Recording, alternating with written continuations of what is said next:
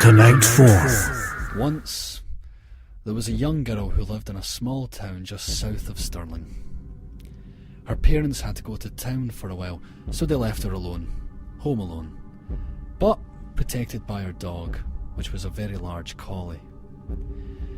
The parents told the girl to lock all the windows and doors after they had left, and at about 8 p.m, the parents went to town. So doing as she was told, the girl shut and locked every window and every door. But there was one window in the basement that would not close completely.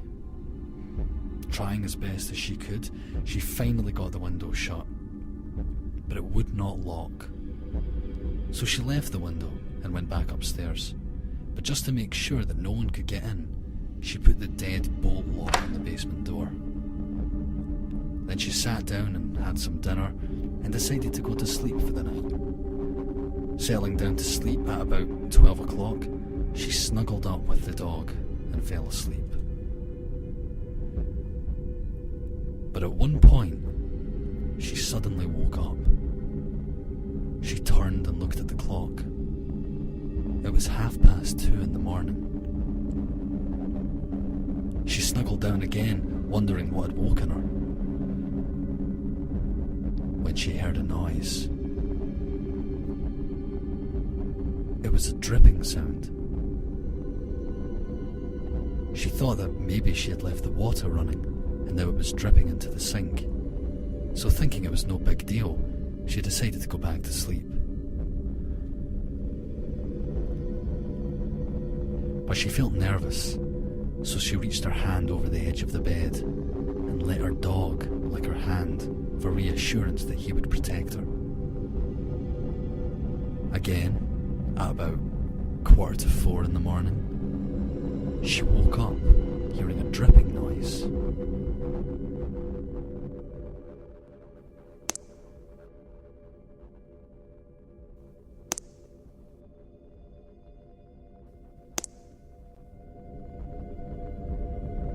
She was slightly annoyed now, but went back to sleep anyway.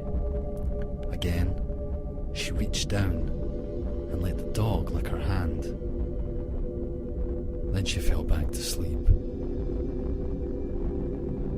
At 6:52 in the morning, the girl decided that she had had enough. She got up just in time to see her parents pulling into the house. Good, she thought. Now somebody can fix that sink. She walked into the bathroom, and there was the collie dog, skinned and hung up on the curtain rod. The noise that she had heard was its blood dripping into a puddle on the floor. The girl screamed and ran to her bedroom to get a weapon in case someone was still in the house. And there on the floor, next to her bed, she saw a small note written in blood.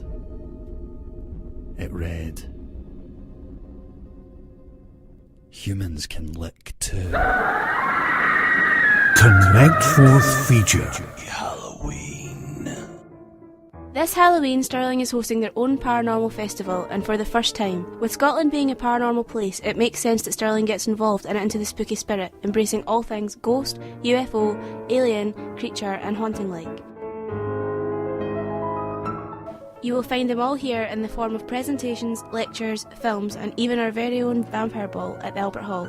There's something for everyone at selected venues in and around Stirling from the 30th of October until the 2nd of November. For more information visit www.paranormalscotland.co.uk. Hold still!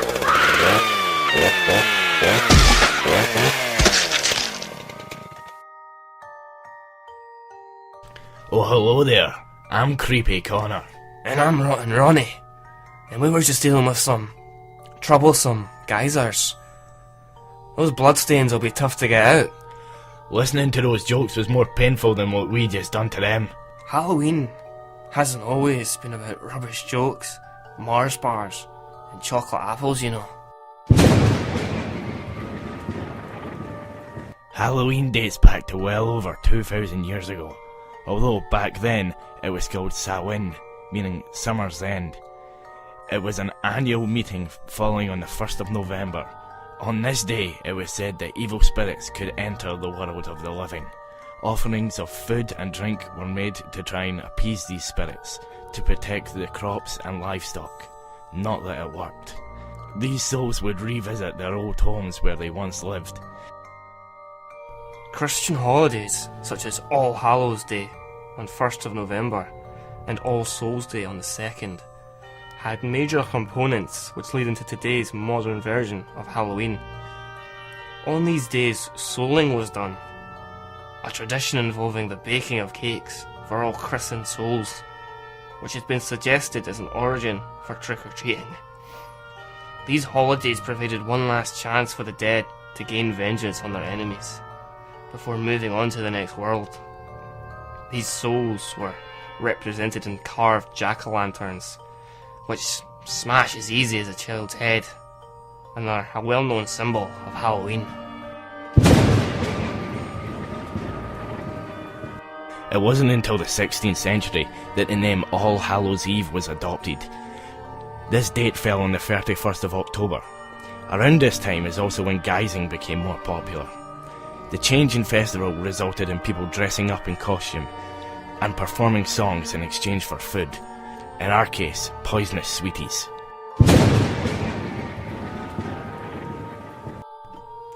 Today, Halloween is the second biggest festival celebrated, second only to Christmas. People waste their money decorating their homes with Halloween merchandise to attract trick-or-treaters. Many television shows air Halloween specials. $6 billion was wasted on Halloween in 2011 in America. 32% was spent on sweets, 28% on decorations, and 36% on costumes.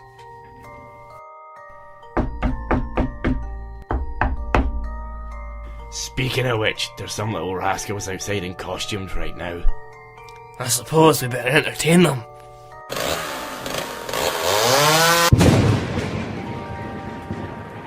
Connect Fourth. What are you doing for Halloween? I'm going to a party at my friend's house. Nothing. I'm running. I'm going out to a concert. I'm going to see Ed Sheeran. I think I'm going to have a party. I'm going to have a wee party for my kids. I'm taking the children to a Halloween parade, Neighbours Street. Going to be fabulous. Halloween, you've actually got a quiz night, a charity quiz night in the college, in the restaurant in here. Halloween on the Friday during the day with a bunch of students. We're getting dressed up in fancy dress. We're going into canoes. We're going to travel along the canal and do a litter pick. What you dressing up as? I'm dressing as Bubbles from Trailer Park Boys. I'm going as a witch. I have to be a skeleton. Something scary. Scary skeleton. Haven't thought of anything yet. But I know you get big inflatable wings from Asda, so I might be going down that route. I'm not dressing up. I'll just be the kid. Connect Fourth. Think you're a horror guru? The Halloween quiz night is upon us. The Forth Valley College will be hosting a quiz night that you just can't miss. So you need to pop along and test your horror knowledge against others alike. The Halloween quiz night will be taking place in the Stirling campus on the 31st of October. Bring along a group of friends and join in on the spooky goodness. A tasty supper of your choice will be supplied and a bar will be on hand to quench your thirst. There will be games and raffles to take part in. Fancy dress is welcome. Tickets available at £7.50. Speak to Paul or Michael at the Gallery Restaurant to get involved in the fun. Connect Fourth feature. Shades of grey swam drearily across the screens in front of me, flickering from room to room like a guttering candle. I sighed deeply into my half-drunk, rapidly cooling coffee and flicked manually across the various channels. I breathed outward in a long hiss, tilting my chair back and stretching until the bones in my elbows crackled. First night on the job, and I was already bored to the point of exhaustion. The argent pall of the black and white security cam feed cast across the room made my eyes ache, and the peculiarly metallic smell that seemed to hang thickly about the room didn't help my disposition any. The pained squall of a door down the hall creaking open caught my attention. I froze in my chair, my ribs suddenly clenched by the iron grip of fearful adrenaline. I spun in my chair to face the door, hand twitching to the cell phone in my pocket.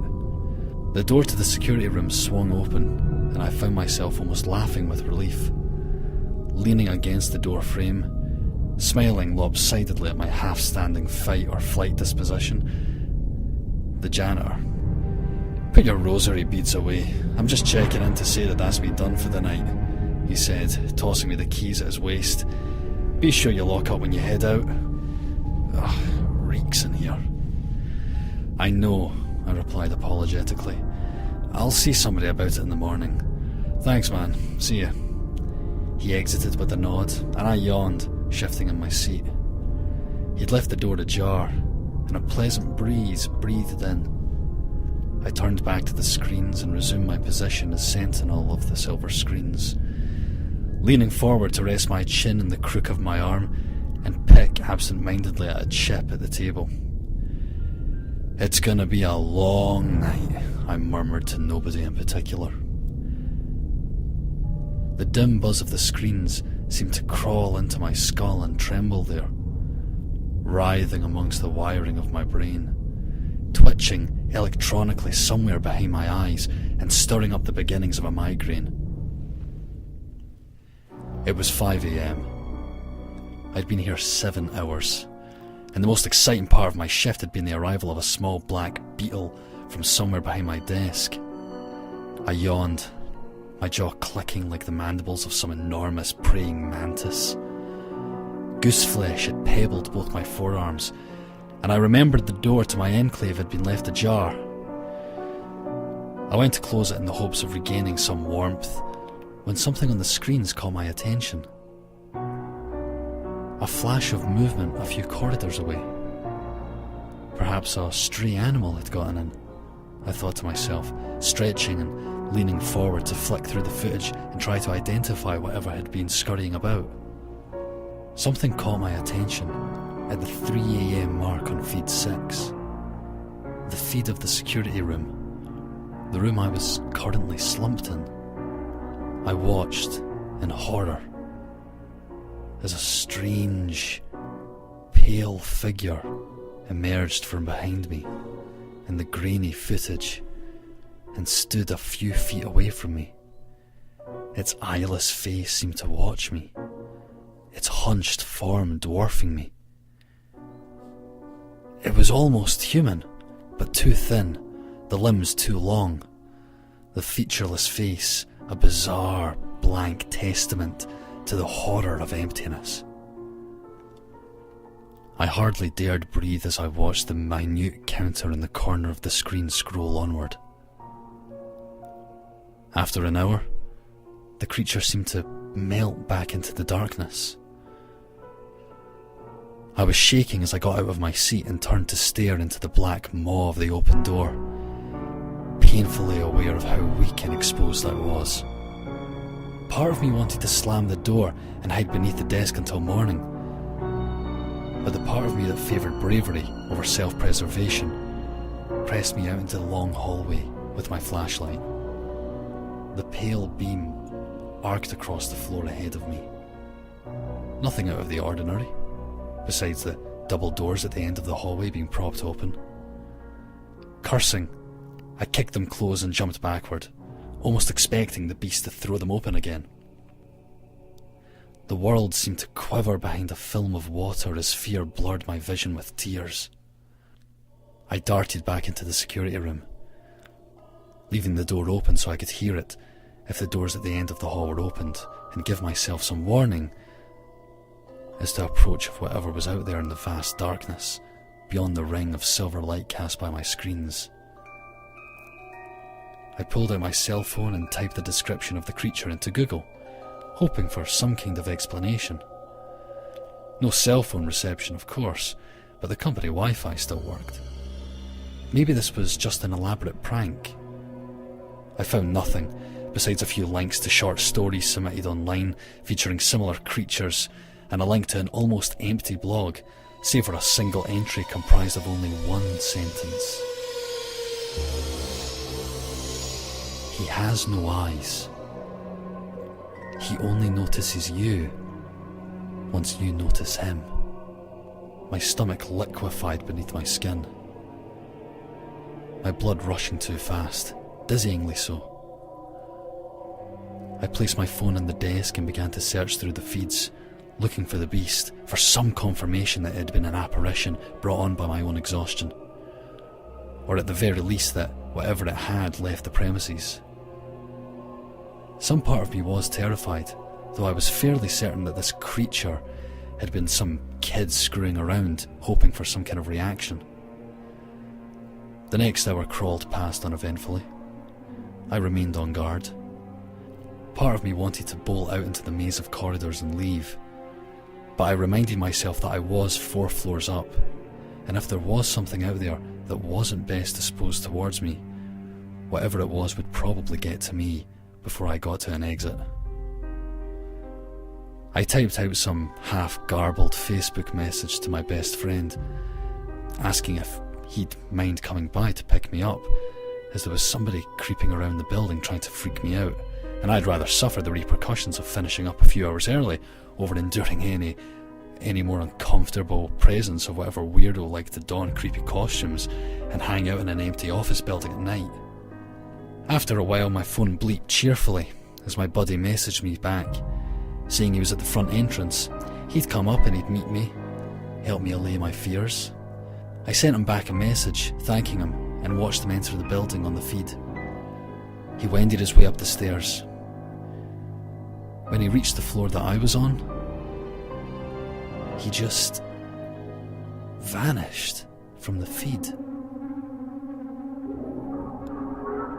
I swear I saw him push open the door from the stairwell onto the 4th floor.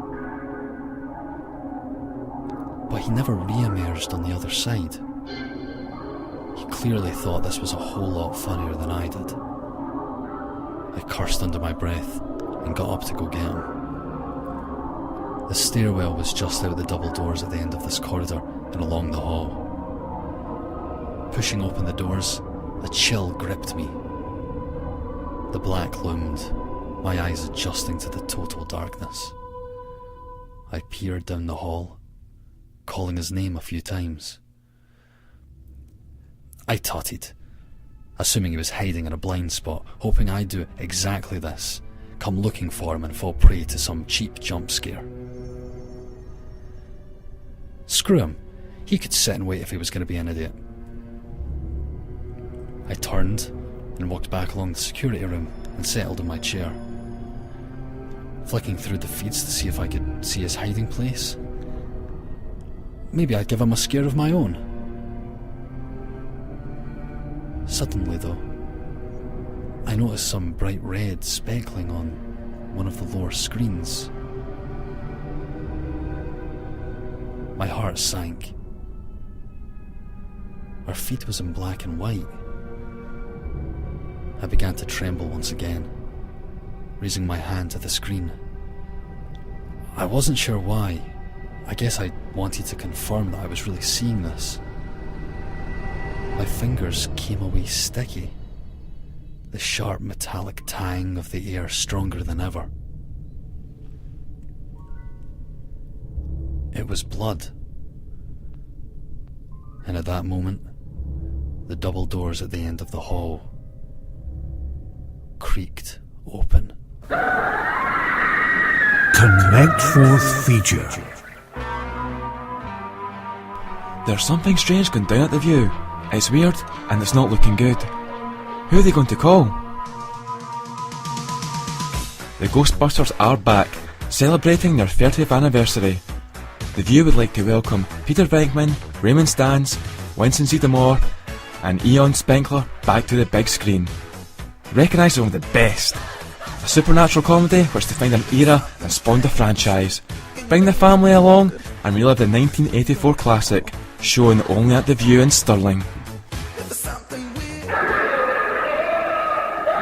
Connect Forth Special. If you are looking for some frightful October fun, you could go and see one of the several horror films that will be shown at a cinema near you. Out in time to get us all in the Halloween spirit is what could be considered a prequel to last year's smash hit horror film, The Conjuring. Annabelle is the extremely creepy doll that featured briefly in that movie, and now she has a movie all of her own. This is basically her origin story. Now this film won't be for everyone. It won't win any awards. Just like most horror films of this era, it has its stupid moments and cheesy moments, but when it decides to hit you with a scare, it really goes for it. Jump scares just work so perfectly in the cinema environment, and if you have a doll phobia, then you will probably be pretty affected by this movie. There are things happening that I can't explain. We should talk to someone. I don't think what you're experiencing is a ghost. The film doesn't feature any hugely well-known actors, but this probably helps with the based on a true story element of the film. The film begins with us getting to know the film's main characters, Mia and John Gordon, who are a happily married couple expecting their first child. Mia is an avid porcelain doll collector, and one night he surprises her with the gift of a rare doll that she has been trying to find for a long time. This doll is of course Annabelle. One night, the couple hear a disturbance next door, so they go out and investigate. John, wake up. What's it? Next door, I heard a scream. Stay here. Go check it out. John? Is everything alright? Oh my god, you're covered in blood. Go back inside. It's not mine. It's not. Go back inside and call an ambulance right now. Go! Once they return to their own home, they discover the same invaders have sneaked inside their own home. A shootout occurs, which leads to someone dying, with Annabelle in their arms. I like your dolls. The couple are understandably upset and decide to move away. Of course, they don't realise that leaving the house won't be the end of their troubles, and the real horrors are about to begin. The movie then becomes a scary roller coaster ride as Mia tries to protect her newborn baby from all the horrors that now surround them. Sometimes demons can attach themselves to objects. What do? Protect your family.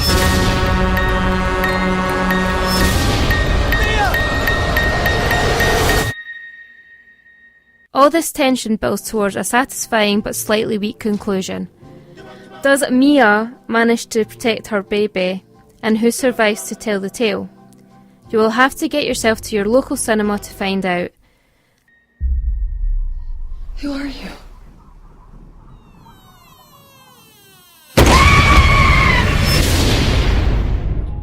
I have rated this film 7 out of 10, as despite the not fantastic storyline, the movie managed to make me jump a good few times.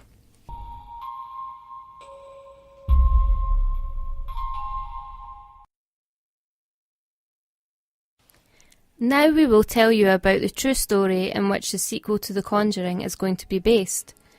And this one is a lot closer to home. Enfield in London. In the 70s, Janet, an 11-year-old girl, seemed to become possessed by the spirit of Bill, an old man who had lived in the house before Janet and her family. This was a case which puzzled many, and numerous people witnessed several unexplained occurrences, including levitation, furniture being moved through the air, and flying objects swirling towards witnesses. There were cold breezes, physical assaults, knocking on the walls, graffiti, water appearing on the floor, and even claims of matches spontaneously bursting into flame. The children would often suddenly be flung from their beds in the middle of the night, and they would often sometimes appear to be pulled about or held down by an invisible force. Poor Janet seemed to be the vessel of choice for Bill though, and he would often speak through her using his own rasping male voice. Evidence of this was recorded on audio and visual equipment. Why can't Janet sue you? invisible. You're invisible? Why are you invisible? So much H-O-S-T.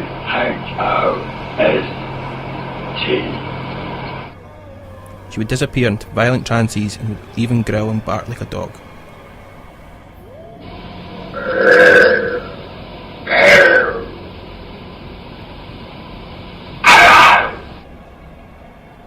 The son of Bill even contacted investigators to confirm that he believed that this could indeed be his father, who possessed a young girl, as she was talking and using the exact same mannerisms as him. 2 years before I died, I went blind. Then I had an hemorrhage, and I fell asleep, and I died in a chair in the corner downstairs. These events continued over a year, leaving its mark on the poor family. Many questioned events, claiming a hoax but no explanation apart from those paranormal in nature had ever been convincingly put forward. We look forward to watching these terrifying events unfold on the big screen, especially if the same team that brought us the first Conjuring film are involved. The Conjuring 2, The Enfield Poltergeist, is due for release in 2016. Connect Fourth Special. What's your favourite Halloween movie? I don't like scary films. No, I don't watch scary films. Halloween, the scary one. I don't know. I don't think I have one actually. I like all scary movies. So maybe Scary Movie. There you go. Scream. I like the scary movies. I've not got one. Connect Fourth. Stirling's Ghost Walk has been a popular tourist attraction in the Old Town for over 25 years, offering a mixture of comedy, drama and storytelling to visitors of Stirling. This Halloween is no different, with the Ghost Walk being officially included as part of the Paranormal Festival. There are 2 walks on per evening between the 29th of October and the 1st of November, where you will join Jack the Happy Hangman on tour of strange sights and stranger tales of Stirling. For more information, visit www.stirlingghostwalk.com. Connect Fourth News and Sport. Good evening, and welcome to the news segment of our Halloween show. I will be your first host, Siran the Abomination. And I'm Louise. For our first story, many people staying at the Hotel Calisio in Stirling have reported seeing ghosts in their rooms at night. Many paranormal experts have theorised that this is due to the hotel's location, as it was discovered that part of the hotel was built on a morgue that was part of the old hospital. So come and stay a night at this haunting hotel, if you dare. Next up, recently, a clown has been terrorising the Stirling area. Social media has blown up with reports all over the city. Pictures have been posted of him on the swings at Kings Park late at night, as well as cemeteries and churches all around Stirling. Although he has not been reported for doing anything illegal, police have advised to keep your distance. And finally, for those of us interested in a more convenient morning experience, a drive-through funeral home has recently been opened in America. That's right, Siran. Paradise Funeral Chapel in Michigan, USA, has given people the option of letting people mourn from the comfort of their own cars. People will drive up to the windows where a curtain will open and they will be given 3 minutes to say goodbye to their loved ones. They also have the choice of an open or closed casket. Yes, and once the funeral is over and done with, you can go to McDonald's, where they also offer drive-through with death. And that's all from us tonight. We hope you have enjoyed our terrifying trilogy of news. Now we will leave you with one final tale. Until next year, good night.